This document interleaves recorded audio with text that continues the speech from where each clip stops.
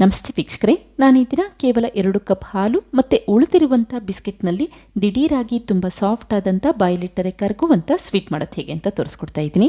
ಹೀಗಿದ್ರೂ ಹೊಸ ವರ್ಷ ಮತ್ತು ಕ್ರಿಸ್ಮಸ್ ಹಬ್ಬ ಬರ್ತಾ ಇದೆ. ನೀವು ಬೇಕರಿಯಿಂದ ದುಬಾರಿ ಬೆಲೆಯ ಸ್ವೀಟ್ ತರಿಸೋದಕ್ಕಿಂತ ಮನೆಯಲ್ಲಿ ಕಡಿಮೆ ಖರ್ಚಿನಲ್ಲಿ ಈ ರೀತಿ ಸ್ವೀಟ್ ಮಾಡಿ ನೋಡಿ.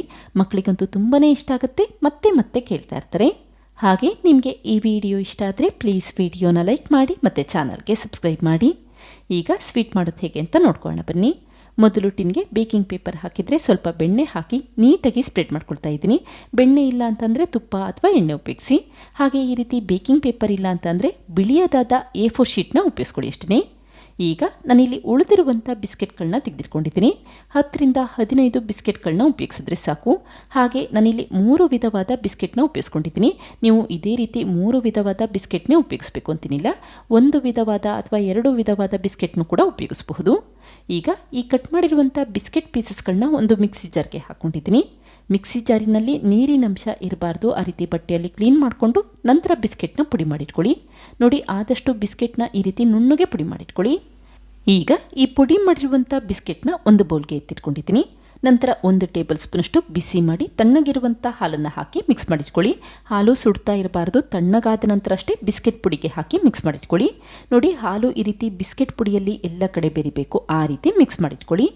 ನಂತರ 1 ಟೇಬಲ್ ಸ್ಪೂನಷ್ಟು ಕರಗಿಸಿರುವಂಥ ಬೆಣ್ಣೆ ಹಾಕ್ಕೊಳ್ತಾ ಇದ್ದೀನಿ. ಬೆಣ್ಣೆ ಹಾಕೋದ್ರಿಂದ ಈ ಸ್ವೀಟ್ ತುಂಬಾ ರುಚಿಯಾಗಿರುತ್ತೆ. ಮನೆಯಲ್ಲಿ ಇದ್ದರೆ ಉಪಯೋಗಿಸಿ, ಇಲ್ಲ ಅಂತಂದರೆ 1 ಟೇಬಲ್ ಸ್ಪೂನಷ್ಟು ಕರಗಿಸಿರುವಂಥ ತುಪ್ಪ ಹಾಕೋಬಹುದು. ಅಥವಾ ತುಪ್ಪ ಕೂಡ ಇಲ್ಲ ಅಂತಂದರೆ 1 ಟೇಬಲ್ ಸ್ಪೂನಷ್ಟು ಮತ್ತೆ ಹಾಲನ್ನು ಹಾಕ್ಕೊಳ್ಳಿ ಅಷ್ಟೇ. ಈಗ ಕೈಯಲ್ಲಿ ಚೆನ್ನಾಗಿ ಮಿಕ್ಸ್ ಮಾಡಿಟ್ಕೊಂಡಿದ್ದೀನಿ.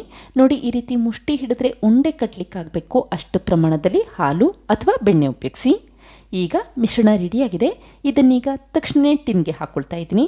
ಈ ರೀತಿ ಈ ಬಿಸ್ಕೆಟ್ ಪುಡಿ ಮಿಶ್ರಣನ ಎಲ್ಲ ಕಡೆ ನೀಟಾಗಿ ಒಂದೇ ಸಮನಲ್ಲಿ ಸ್ಪ್ರೆಡ್ ಮಾಡ್ಕೊಳ್ಳಿ. ಗಂಟುಗಳೇನೂ ಇರಬಾರ್ದು, ಆ ರೀತಿ ನೀಟಾಗಿ ಸ್ಪ್ರೆಡ್ ಮಾಡಿಟ್ಕೊಳ್ಳಿ. ನಂತರ ಬಿಗಿಯಾಗಿ ಪ್ರೆಸ್ ಮಾಡ್ಕೊಳ್ತಾ ಇದ್ದೀನಿ. ಆದಷ್ಟು ಬಿಗಿಯಾಗಿ ಪ್ರೆಸ್ ಮಾಡಿಟ್ಕೊಳ್ಳಿ, ಆವಾಗ ಸ್ವೀಟ್ ಮಿಶ್ರಣ ಚೆನ್ನಾಗಿ ಸೆಟ್ ಆಗುತ್ತೆ ಮತ್ತು ಪೀಸಸ್ಗಳಾಗಿ ಕಟ್ ಮಾಡಬೇಕಾದ್ರೆ ಒಡ್ಕೊಳ್ಳೋದಿಲ್ಲ ಅಂತಷ್ಟೇ. ಇದನ್ನೀಗ ಹಾಗೆ ಎತ್ತಿಟ್ಕೊಂಡಿದ್ದೀನಿ. ನಂತರ ಮತ್ತೊಂದು ಪ್ಯಾನ್ಗೆ 1.5 ಕಪ್ಪಷ್ಟು ಹಾಲನ್ನು ಹಾಕ್ಕೊಳ್ತಾ ಇದ್ದೀನಿ. ಉಳಿದಿರುವಂಥ ಅರ್ಧ ಕಪ್ಪಷ್ಟು ಹಾಲನ್ನು ನಂತರ ಉಪಯೋಗಿಸ್ಕೊಳ್ಳೋಣ. ಇದಕ್ಕೀಗ 5 ಟೇಬಲ್ ಸ್ಪೂನಷ್ಟು ಸಕ್ಕರೆ ಹಾಕ್ಕೊಂಡಿದ್ದೀನಿ. ನಾನಿಲ್ಲಿ ಆರ್ಗ್ಯಾನಿಕ್ ಸಕ್ಕರೆ ಉಪಯೋಗಿಸಿರೋದ್ರಿಂದ ಈ ಬಣ್ಣ ಇದೆ, ನೀವು ಬಿಳಿ ಬಣ್ಣದ ಸಕ್ಕರೆ ಕೂಡ ಉಪಯೋಗಿಸಬಹುದು. ನಂತರ 4 ಟೇಬಲ್ ಸ್ಪೂನಷ್ಟು ಮಿಲ್ಕ್ ಪೌಡರ್ ಹಾಕ್ಕೊಳ್ತಾ ಇದ್ದೀನಿ. ಮಿಲ್ಕ್ ಪೌಡರ್ ಹಾಕೋದ್ರಿಂದ ಸ್ವೀಟ್ ತುಂಬಾ ರುಚಿಯಾಗಿರುತ್ತೆ. ಹಾಗೆ ನೀವಿಲ್ಲಿ ಅಂಗನವಾಡಿಯಲ್ಲಿ ಕೊಡುವಂಥ ಮಿಲ್ಕ್ ಪೌಡರ್ ಇದ್ದರೆ ಅದನ್ನೇ ಕೂಡ ಉಪಯೋಗಿಸಬಹುದು, ಅಥವಾ ಡೇರಿಯಲ್ಲಿ ಸಿಗುವಂಥ ಮಿಲ್ಕ್ ಪೌಡರ್ ಇದ್ದರೆ ಅದನ್ನು ಕೂಡ ಉಪಯೋಗಿಸಬಹುದು. ಈಗ ಹಾಲನ್ನು ಒಂದು ಅರ್ಧ ನಿಮಿಷ ಬಿಸಿ ಮಾಡಲಿಕ್ಕೆ ಹಾಗೆ ಇಟ್ಟಿದ್ದೀನಿ. ಇದೇ ಸಮಯದಲ್ಲಿ ಮತ್ತೊಂದು ಬೌಲ್ಗೆ ಉಳಿದಿರುವಂಥ ಅರ್ಧ ಕಪ್ಪಷ್ಟು ಹಾಲನ್ನು ಹಾಕಿದರೆ 1/4 ಕಪ್ಗಿನ್ನ ಸ್ವಲ್ಪ ಜಾಸ್ತಿ ಪ್ರಮಾಣದಲ್ಲಿ ಕಾರ್ನ್ಫ್ಲೋರ್ ಹಾಕ್ಕೊಳ್ತಾ ಇದ್ದೀನಿ. ಅಂದರೆ 6 ಟೇಬಲ್ ಸ್ಪೂನಷ್ಟು ಕಾರ್ನ್ಫ್ಲೋರನ್ನು ಹಾಕಿ ಚೆನ್ನಾಗಿ ಮಿಕ್ಸ್ ಮಾಡಿಟ್ಕೊಳ್ಳಿ. ಹಾಲಿನ ಮಿಶ್ರಣದಲ್ಲಿ ಗಂಟುಗಳಿರಬಾರ್ದು, ಆ ರೀತಿ ನೀಟಾಗಿ ಒಂದ್ಸರಿ ಮಿಕ್ಸ್ ಮಾಡಿಟ್ಕೊಂಡೆ ಸಾಕು. ಈಗ ಮಾಡಿಟ್ಟಿರುವಂಥ ಕಾರ್ನ್ಫ್ಲೋರ್ ಮತ್ತು ಹಾಲಿನ ಮಿಶ್ರಣನ ಈ ರೀತಿ ಹಾಲಿಗೆ ಹಾಕ್ಕೊಳ್ತಾ ಇದ್ದೀನಿ.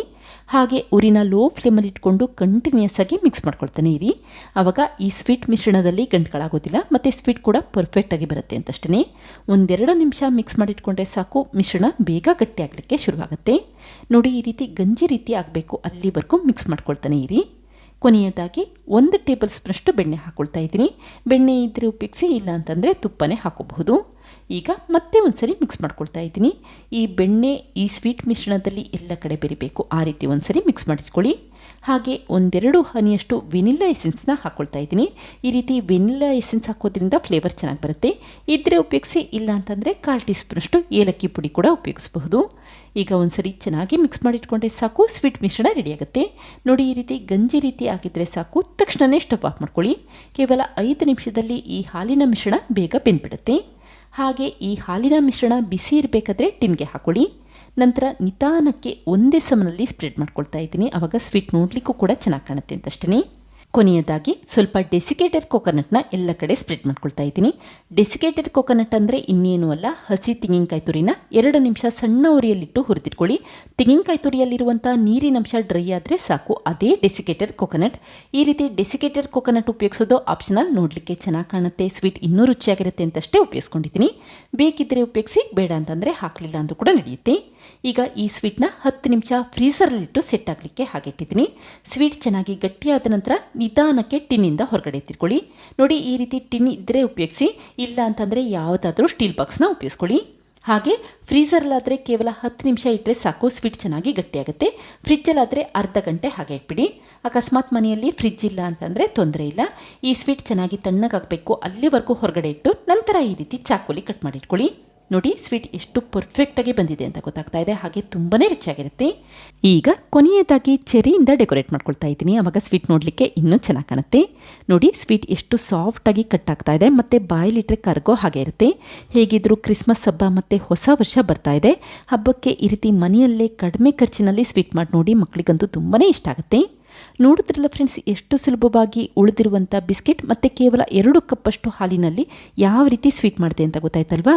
ನೀವು ಕೂಡ ಟ್ರೈ ಮಾಡಿ ನೋಡಿ, ಖಂಡಿತ ಮತ್ತೆ ಮಾಡ್ತೀರಾ. Thank you. ಲೈಕ್ ಮಾಡಿ ಮತ್ತು ಸಬ್ಸ್ಕ್ರೈಬ್ ಮಾಡಿ.